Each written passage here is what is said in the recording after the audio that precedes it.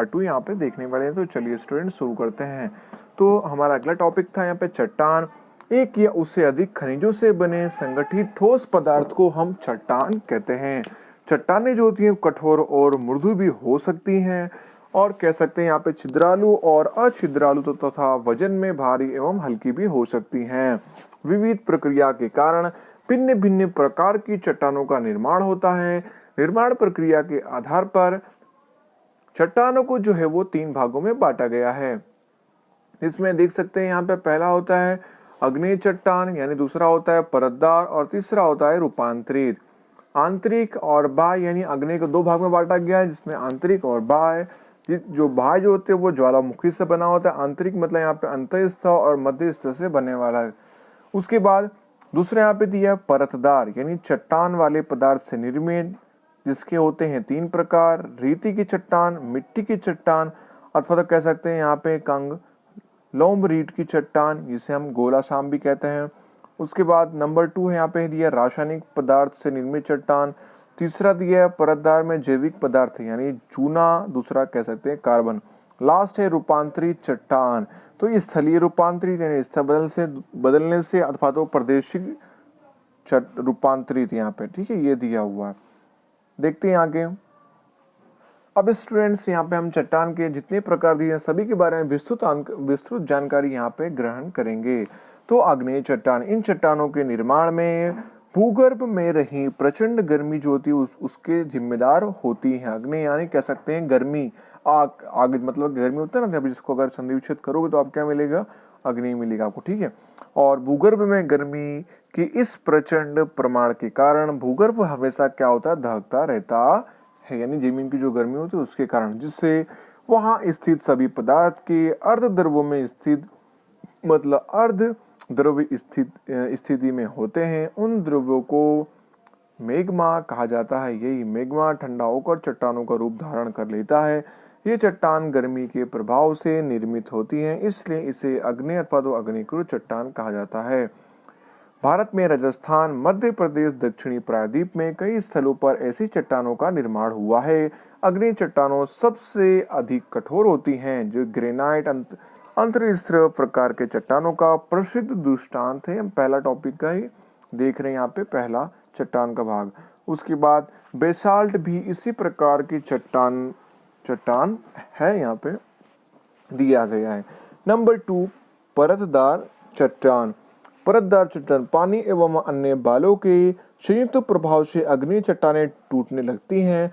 चट्टानों के टूटने पर जब जल द्वारा निक्षेपित होती है, अलग अलग होती हैं, तब उसमें परत बनती है। इस तरह चट्टान की टुकड़ा अथवा तो चट्टान की बोझ का विविध स्तरों में निक्षेपण होता है। सर्वप्रथम निर्मित और सबसे नीचे के परत पर उसमें ऊपर की बनी परतों के वजन दबाव के कारण कह सकते हैं दबाव पड़ता है और आने वाले युग में उसमें परतदार चट्टानें तैयार होती हैं। इसलिए ऐसी चट्टानों को परतदार अथवा तो जलकृत चट्टानें कहा जाता है। शेल खड़ी यानी जिप्सम, चूने, पत्थर यानी और कोयला परतदार चट्टानों के श्रेष्ठ उदाहरण हैं। बिहार और झारखंड वगैरह राज्यों में से कोयला और जिप्सम मिलता है, क्योंकि इन्हीं चट्टानों से वो प्राप्त होता है। थर्ड था चट्टानों के प्रकार में रूपांतरित। कुछ विशिष्ट परिस्थितियों में चट्टानों का स्वरूप, संरचना एवं गुणधर्म रूपांतरित हो जाते हैं। वास्तव में उच्च तापमान और चट्टानों के स्तरों का अधिक दबाव यानी प्रेशर, इन 2 मुख्य परिबलों के संयुक्त प्रभाव यानी दोनों जो है कह सकते हैं यहाँ पे दोनों परिबलों के इफेक्ट के कारण ही आग्नेय और परतदार चट्टानें एकदम एक नया स्वरूप धारण कर लेती है। यानी इन दोनों चट्टानों से जो नया स्वरूप धारण करती है उसे रूपांतरित चट्टान जो है वो कहा जाता है। आगे हमें दिया गया खनिज। प्राकृतिक कार्बनिक या अकार्बनिक क्रियाओं में तैयार होने वाले कुछ निश्चित रासायनिक संरचना वाले पदार्थ को खनिज कहा जाता है। खनिज पृथ्वी की सतह से या गर्भ में से ठोस द्रव गैस स्वरूप में प्राप्त होते हैं। खनिज पृथ्वी की सतह की भूस्तरीय रचना पर आधारित होते हैं, जिसमें लोहा, तांबा, चांदी आदि अग्नि चट्टानों में से ही मिलते हैं। कोयला, खनिज तेल और प्राकृतिक गैसें आदि परतदार चट्टानों में से ही प्राप्त होते हैं। उसके बाद स्लेट, संगमरमर, हीरा आदि रूपांतरित चट्टानों में से ही हमें प्राप्त होते हैं। खनिजों का वर्गीकरण। हमारे दैनिक व्यवहार में लगभग 200 खनिजों का उपयोग प्रत्यक्ष या परोक्ष रूप से होता है। खनिजों का सर्वमान्य वर्गीकरण संभव नहीं है। उनका सामान्य वर्गीकरण निम्नानुसार यहाँ पे किया गया है। पहला, यहाँ पे कीमती धातु में चट्टान, जिसमें सोना, चांदी एवं प्लेटिनम का समावेश होता है। ये तीनों ही धातु महंगी होती है, इसमें सबसे ज्यादा प्लेटिनम महंगी होती है। दूसरा, हल्की धातु में खनिज, जिसमें मैग्नीशियम, बॉक्साइट एंड टिटेनियम, ये वजन में हल्की होती है। चौथा, सामान्य उपयोगी खनिज जो हम डेली यूज करते हैं, जैसे लोहा, तांबा, सीसा, एल्यूमिनियम, कलाई, निकल वगैरह। चौथा, मिश्र धातु, यानी जो मिश्र करके बनाई गई हो, जिसमें क्रोमियम, मैग्नीज, टंगस्टन, वैनेडियम आदि का समावेश होता है। नंबर 2 भाग में विभाजित किया गया यहाँ पे अधातुमय खनिज है, जिसे अधातुय खनिज भी कहा जाता है। चूना, पत्थर, चौक, उसके बाद एस्बेस्टॉस, अब्रक, फ्लोस्फर, जिप्सन, सल्फर, हीरा, इन सब का समावेश होता है। तीसरा दिया है संचालन शक्ति हेतु, यानी ऊर्जा प्राप्त करने से कोयला, खनिज तेल, प्राकृतिक गैस, यूरेनियम, थोरियम, इनसे जो है वो एनर्जी मतलब यहाँ पे उत्पन्न किया जाता है, मतलब पावर उत्पन्न किया जाता है, इसलिए इसे संचालन शक्ति हेतु खनिज कहा गया है। अब स्टूडेंट्स, यहाँ पे आप जो ये चार्ट देख रहे हैं, इस चार्ट के अंदर कौन कौन से खनिज कहाँ कहाँ पाए जाते हैं, ठीक है, वो यहाँ पे हमें दिया गया। जैसे लोहा, लोहा जो है वो झारखंड, छत्तीसगढ़, आंध्र प्रदेश, गोवा, उड़ीसा, तमिलनाडु, महाराष्ट्र, राजस्थान, कर्नाटक, बिहार एवं मध्य प्रदेश में पाया जाता है। दूसरा, मैग्नीज कर्नाटक, ओडिशा, मध्य प्रदेश, महाराष्ट्र, गोवा के अंदर पाया जाता है। तो स्टूडेंट्स, यहाँ पे आपने देखा महाराष्ट्र और कह सकते हैं उड़ीसा, और ये दो जो राज्य जो है वो कॉमन चीज है दोनों की में ही, और गोवा, यानी 3 राज्य, ठीक है, कह सकते हैं आप महाराष्ट्र, गोवा, उड़ीसा, ये 3 जो है वो दोनों में मैग्नीज भी, लोहा दोनों मिलता है। तांबा, ठीक है, आप सभी स्टूडेंट्स को जो कॉमन चीज है वो सब याद रखनी, ठीक है, जैसे यहाँ पे महाराष्ट्र हो गया, गोवा, उड़ीसा, ये दोनों में आएगा। उसके बाद तांबा गुजरात, कर्नाटक, आंध्र प्रदेश, उत्तर प्रदेश, सिक्किम, मेघालय, महाराष्ट्र, पश्चिम बंगाल में पाया जाता है। तो यहाँ पे स्टूडेंट्स हमें कॉमन चीज क्या मिला, तो यहाँ पे हमें कॉमन चीज जो है कर्नाटक, तीनों में कॉमन चीज कर्नाटक मिल गया, महाराष्ट्र में मिला, ठीक है, और गुजरात यहाँ पे एक्स्ट्रा आ गया। उसके बाद चौथा बॉक्साइट का मिलता था। बॉक्साइट जो है वो उड़ीसा, आंध्र प्रदेश, छत्तीसगढ़, महाराष्ट्र, गुजरात, यानी स्टूडेंट्स कह सकते हैं महाराष्ट्र के अंदर लोहा, मैग्नीज, तांबा सब चीज ही पाया जाता है, ठीक है, और उड़ीसा के अंदर भी पाया जाता है, ठीक है, लेकिन उड़ीसा में तांबा जो है वो नहीं प्राप्त होता है। उसके बाद सीसा, सीसा मतलब यहाँ पे कांच से है, ठीक है, राजस्थान, आंध्र प्रदेश, तमिलनाडु, पश्चिम बंगाल, मध्य प्रदेश, उत्तर प्रदेश, उड़ीसा, महाराष्ट्र, मेघालय, सिक्किम, गुजरात के अंदर जो है ये पाया जाता है। छठा में दिया अब्रक, आंध्र प्रदेश, राजस्थान, बिहार, झारखंड में पाया जाता है। चूना पत्थर, मध्य प्रदेश, छत्तीसगढ़, आंध्र प्रदेश, राजस्थान, गुजरात, कर्नाटक, हिमाचल प्रदेश में जो वो चूने यहाँ पे मतलब उसके क्षेत्र यहाँ पे हैं, चूने के क्षेत्र वाले राज्य। नेक्स्ट हमें दिया मिट्टी और उसका विवरण। विद्यार्थियों, आप जानते हैं कि मिट्टी कृषि के लिए महत्वपूर्ण संसाधन है। कृषि कार्य के उपरांत यह मिट्टी अत्यंत ही महत्वपूर्ण है। जमीन पृथ्वी की सतह पर स्थित जैविक एवं अजैविक पदार्थों से निर्मित एक पतला स्तर है। जिस तरह किसी सेब एवं उसके पतले छिलके के साथ संबंध होता है, ठीक उसी तरह पृथ्वी की सतह के साथ मिट्टी का भी संबंध होता है। पृथ्वी की पपड़ी के ऊपरी पतले स्तर को मिट्टी कहा जाता है। मिट्टी का निर्माण किस तरह होता है वो हम यहाँ पे देखेंगे। मिट्टी चट्टानों के विखंडन से जन्मी है एवं चट्टानों के सतह वाले भागों का ताप, बरसात, हिम, हवा, वनस्पति और जीव वनस्पति आदि परिबलों से विखंडन होने से चट्टानों का चूर्ण बनता है और भूमि आवरण बनता है। हम इस भूमि आवरण में चट्टानों के छोटे बड़े टुकड़े, कंकड़, रज आदि होते हैं, जिसे यहाँ पे रेगोलिथ कहा जाता है, जिसमें केवल खनिज द्रव्य होते हैं। उसके पश्चात उसमें जैविक द्रव्य, हवा और पानी मिलते हैं। अंत में उसमें मिट्टी बनती है, जिससे मिट्टी का निर्माण की यह प्रक्रिया दीर्घकालीन है। उसके बाद स्टूडेंट्स मिट्टी के प्रकार यहाँ पे हम देखने वाले हैं। तो यहाँ पे भारत की मिट्टी को निम्नलिखित 6 भागों में बांटा गया है, जिसमें पहला कांप की मिट्टी, काली मिट्टी, लाल मिट्टी, लेटेराइट मिट्टी, पर्वतीय मिट्टी और मरुस्थलीय मिट्टी यहाँ पे बांटा गया है।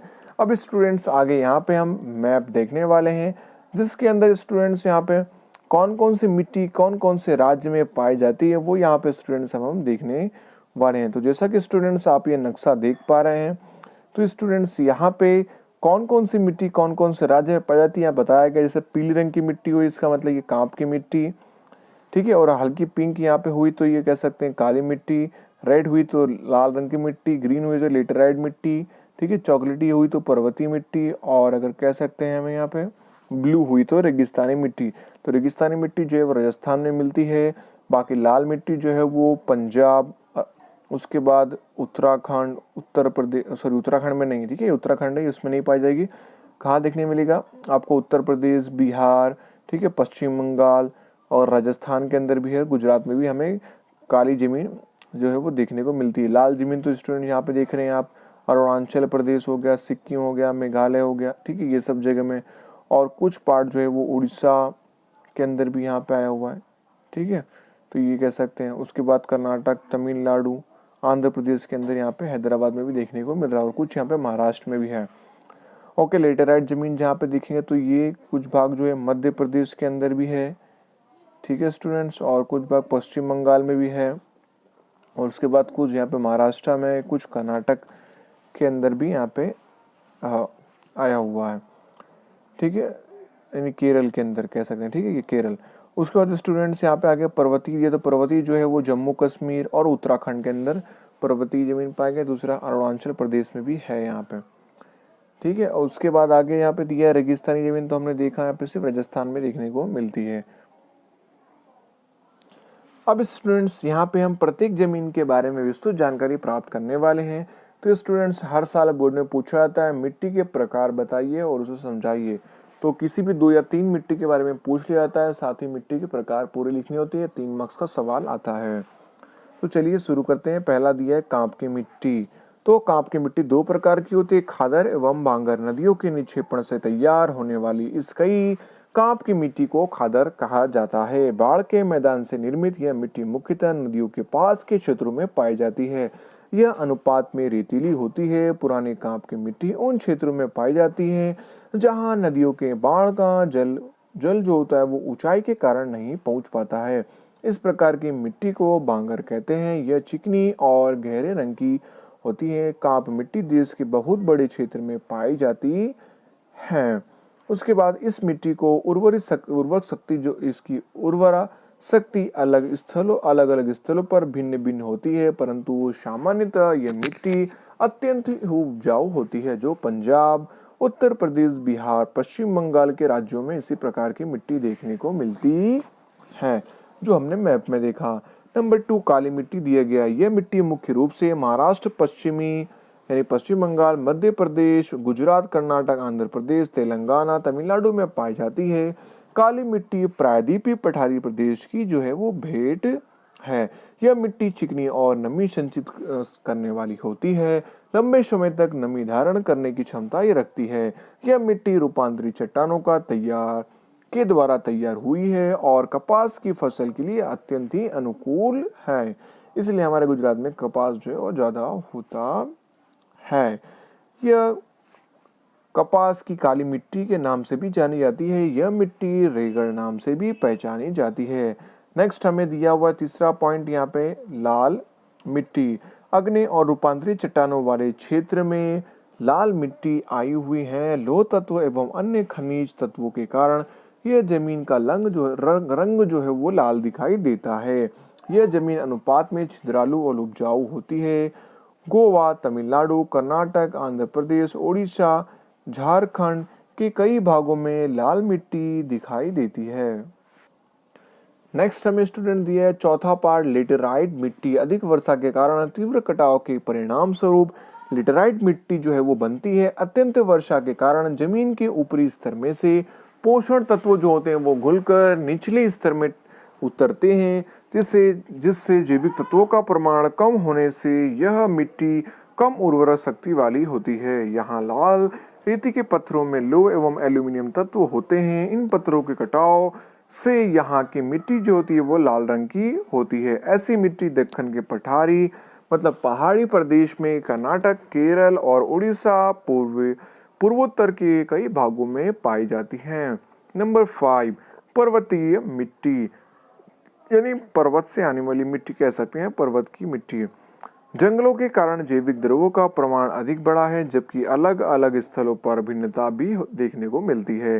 शिवालिक पर्वत श्रेणी पर यह मिट्टी कम उर्वरक एवं अपरिपक्व लगती है। यह मिट्टी रेतीली और छिद्रालु और जैविक द्रव्यों की कमी वाली होती है। ऐसी मिट्टी देश के पर्वतीय क्षेत्रों में होती है और साथ ही मेघालय, अरुणाचल प्रदेश, पूर्वी पर्वत श्रेणियां, उत्तराखंड, हिमाचल प्रदेश, जम्मू कश्मीर, लद्दाख, केंद्र शासित प्रदेशों में ऐसी मिट्टी होती है। नंबर 6 और आखिरी मिट्टी दी है मरुस्थलीय मिट्टी। यह मिट्टी शुष्क और अर्ध शुष्क क्षेत्रों में होती है। यह मुख्यतः गुजरात, राजस्थान, पंजाब, हरियाणा के विस्तृत शुष्क क्षेत्रों में ही यह मिट्टी पाई जाती है। इसके क्षार कणों की अधिकता और जैविक पदार्थों की कमी पाई जाती है। सिंचाई की सुविधा से इस मिट्टी में खेती संभव हो सकती है, यानी सिंचाई हो, क्योंकि ये जो होती है शुष्क होती है, सूखी होती है, इसलिए यहाँ पे सिंचाई मतलब पानी ज्यादा सूखेगी। इस तरह जलवायु भूपृष्ठ के विविध के कारण देश की मिट्टी में कई तरह की विविधता पाई जाती है। आई होप आप सभी स्टूडेंट्स को ये पार्ट जो है वो